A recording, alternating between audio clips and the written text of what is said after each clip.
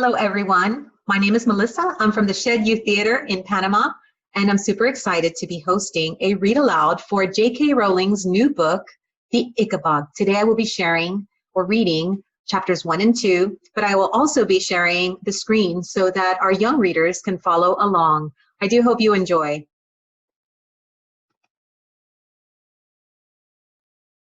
And here we go, chapter 1, King Fred the Fearless. Once upon a time, there was a tiny country called Cornucopia, which had been ruled for centuries by a long line of fair-haired kings. The king at the time of which I write was called King Fred the Fearless. He'd announced the fearless bit himself on the morning of his coronation, partly because it sounded nice with Fred, but also because he'd once managed to catch and kill a wasp all by himself, if you didn't count 5 footmen and the footboy. King Fred the Fearless came to the throne on a huge wave of popularity. He had lovely yellow curls, fine sweeping mustaches, and looked magnificent in the tight breeches, velvet doublets, and ruffled shirts that rich men wore at the time. Fred was said to be generous, smiled, and waved whenever anyone caught sight of him, and looked awfully handsome in the portraits that were distributed throughout the kingdom to be hung in town halls. The people of Cornucopia were most happy with their new king, and many thought he'd end up being even better at the job than his father, Richard the Righteous, whose teeth, though nobody had liked to mention it at the time, were rather crooked. King Fred was secretly relieved to find out how easy it was to rule Cornucopia. In fact, the country seemed to run itself. Nearly everybody had lots of food, the merchants made pots of gold, and Fred's advisors took care of any little problem that arose. All that was left for Fred to do was beam at his subjects whenever he went out in his carriage and go hunting 5 times a week with his 2 best friends, Lord Spittleworth and Lord Flapoon. Spittleworth and Flapoon had large estates of their own in the country, but they found it much cheaper and more amusing to live at the palace with the king, eating his food, hunting his stags, and making sure that the king didn't get too fond of any of the beautiful ladies at court. They had no wish to see Fred married because a queen might spoil all their fun. For a time, Fred had seemed to rather like Lady Eslanda, who was as dark and beautiful as Fred was fair and handsome. But Spittleworth had persuaded Fred that she was far too serious and bookish for the country to love her as a queen. Fred didn't know that Lord Spittleworth had a grudge against Lady Eslanda. He'd once asked her to marry him, but she'd turned him down. Lord Spittleworth was very thin, cunning, and clever. His friend Flapoon was ruddy-faced and so enormous that it required 6 men to heave him onto his massive chestnut horse. Though not as clever as Spittleworth, Flapoon was still far sharper than the king. Both lords were expert at flattery and pretending to be astonished by how good Fred was at everything from riding to tiddlywinks. If Spittleworth had a particular talent, it was persuading the king to do things that suited Spittleworth. And if Flapoon had a gift, it was for convincing the king that nobody on earth was as loyal to the king as his 2 best friends. Fred thought Spittleworth and Flapoon were jolly good chaps. They urged him to hold fancy parties, elaborate picnics, and sumptuous banquets, because Cornucopia was famous, far beyond its borders, for its food. Each of its cities was known for a different kind, and each was the very best in the world.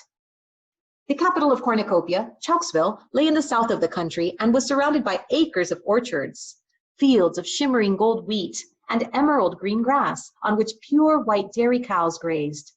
The cream, flour, and fruit produced by the farmers here was then given to the exceptional bakers of Chauksville, who made pastries.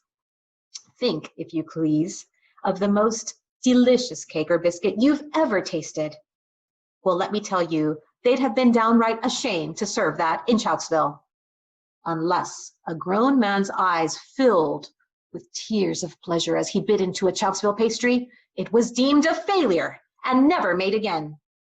The bakery windows of Chauksville were piled high with delicacies such as maiden's dreams, fairies' cradles, and the most famous of all, hopes of heaven, which were so exquisitely, painfully delicious that they were saved for special occasions, and everybody cried for joy as they ate them. King Porfirio of neighboring Floritania had already sent King Fred a letter, offering him the choice of any of his daughters hand in marriage in exchange for a lifetime supply of hopes of heaven. But Spittleworth had advised Fred to laugh in the Floritanian ambassador's face. "His daughters are nowhere near pretty enough to exchange for hopes of heaven, sire," said Spittleworth. To the north of Chauxville lay more green fields and clear, sparkling rivers where jet black cows and happy pink pigs were raised. These in turn served the twin cities of Kurdsburg and Baronstown, which were separated from each other by an arching stone bridge over the main river of Cornucopia, the Fluma, where brightly colored barges bore goods from one end of the kingdom to another. Kurdsburg was famous for its cheeses, huge white wheels, dense orange cannonballs, big crumbly blue-veined barrels, and little baby cream cheeses, smoother than velvet. Baronstown was celebrated for its smoked and honey-roasted hams, its sides of bacon, its spicy sausages, its melting beef steaks, and its venison pies. The savory fumes rising from the chimneys of the red brick Baronstown stoves mingled with the odorous tang wafting from the doorways of the Kurdsburg cheesemongers, and for 40 miles all around, it was impossible not to salivate, breathing in the delicious air. A few hours north of Kurdsburg and Baronstown, you came across acres of vineyards bearing grapes as large as eggs, each of them ripe and sweet and juicy. Journey onwards for the rest of the day, and you reach the granite city of Jeroboam, famous for its wines. They said of the Jeroboam air that you could get tipsy simply walking its streets. The best vintages changed hands for thousands upon thousands of gold coins, and the Jeroboam wine merchants were some of the richest men in the kingdom. But a little north of Jeroboam, a strange thing happened. It was as though the magically rich land of Cornucopia had exhausted itself by producing the best grass, the best fruit, and the best wheat in the world.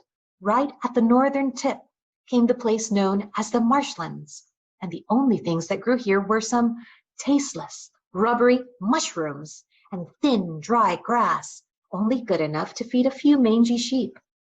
The marshlanders who tended the sheep didn't have the sleek, well-rounded, well-dressed appearance of the citizens of Jeroboam, Baronstown, Kurdsburg, or Chauxville.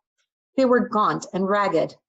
Their poorly nourished sheep never fetched very good prices, either in Cornucopia or abroad, so very few marshlanders ever got to taste the delights of cornucopian wine, cheese, beef, or pastries. The most common dish in the marshlands was a greasy mutton broth, made of those sheep who were too old to sell. The rest of Cornucopia found the marshlanders an odd bunch, surly, dirty, and ill-tempered. They had rough voices, which the other Cornucopians imitated, making them sound like hoarse, old sheep. Jokes were made about their manners and their simplicity. As far as the rest of Cornucopia was concerned, the only memorable thing that had ever come out of the marshlands was the legend of the Ickabog. Chapter 2, The Ickabog. The legend of the Ickabog had been passed down by generations of marshlanders and spread by word of mouth all the way to Chauxville. Nowadays, everybody knew the story. Naturally, as with all legends, it changed a little depending on who was telling it. However, every story agreed that a monster lived at the very northernmost tip of the country in a wide patch of dark and often misty marsh, too dangerous for humans to enter. The monster was said to eat children and sheep. Sometimes it even carried off grown men and women who strayed too close to the marsh at night. The habits and appearance of the Ickabog changed depending on who was describing it. Some made it snake-like, others dragonish, others wolf-like. Some said it roared, others that it hissed, and still others said that it drifted as silently as the mists that descended on the marsh without warning. The Ickabog, they said, had extraordinary powers. It could imitate the human voice to lure travelers into its clutches. If you tried to kill it, It would mend magically or else split into 2 Ickabogs. It could fly, it could spurt fire, shoot poison. The Ickabog's powers were as great as the imagination of the teller. Mind you don't leave the garden while I'm working, parents all over the kingdom would tell their children, or the Ickabog will catch you and eat you all up. And throughout the land, boys and girls played at fighting the Ickabog, trying to frighten each other with the tail of the Ickabog. And even if the story became too convincing, they had nightmares about the Ickabog. Bert Beamish was one such little boy. When a family called the Dovetails came over for dinner one night, Mr. Dovetail entertained everybody with what he claimed was the latest news of the Ickabog. That night, 5-year-old Bert woke, sobbing and terrified from a dream in which the monster's huge white eyes were gleaming at him across a foggy marsh, into which he was slowly sinking. There, whispered his mother, who tiptoed into his room with a candle and now rocked him backwards and forwards in her lap. There is no Ickabog, Bertie. It's just a silly story. But Mr. Dovetail said she'd have gone missing, hiccuped Bert. So they have, said Mrs. Beamish, but not because monster took them. Sheeps are foolish creatures. They wander off and get lost in the marsh. But Mr. Dovetail said people disappear too. Only people who are silly enough to stray onto the marsh at night, said Mrs. Beamish. Shh, hush now, Bertie. There is no monster. But Mr. Dovetail said people heard voices outside their windows, and in the morning their chickens were gone. Mrs. Beamish couldn't help but laugh. The voices they heard are ordinary thieves, Bertie. Up in the marshlands, they pilfer from each other all the time. It's easier to blame the Ickabog than to admit their neighbors are stealing from them. Stealing? gasped Bert, sitting up in his mother's lap and gazing at her with solemn eyes. Stealing's very naughty, isn't it, Mummy? It's very naughty indeed, said Mrs. Beamish, lifting up Bert, placing him tenderly back into his warm bed and tucking him in. But luckily, we don't live near those lawless marshlanders. She picked up her candle and tiptoed back towards the bedroom door. Night, night, she whispered from the doorway. She'd normally have added, don't let the Ickabog bite, which was what parents across Cornucopia said to their children at bedtime. But instead she said, sleep tight. Bert fell asleep again and saw no more monsters in his dreams. It so happened that Mr. Dovetail and Mrs. Beamish were great friends. They'd been in the same class at school and had known each other all their lives. When Mr. Dovetail heard that he'd given Bert nightmares, he felt guilty. As he was the best carpenter in all of Chalksville, he decided to carve the little boy an Ickabog. It had a wide, smiling mouth full of teeth and big, clawed feet. And at once, it became Bert's favorite toy.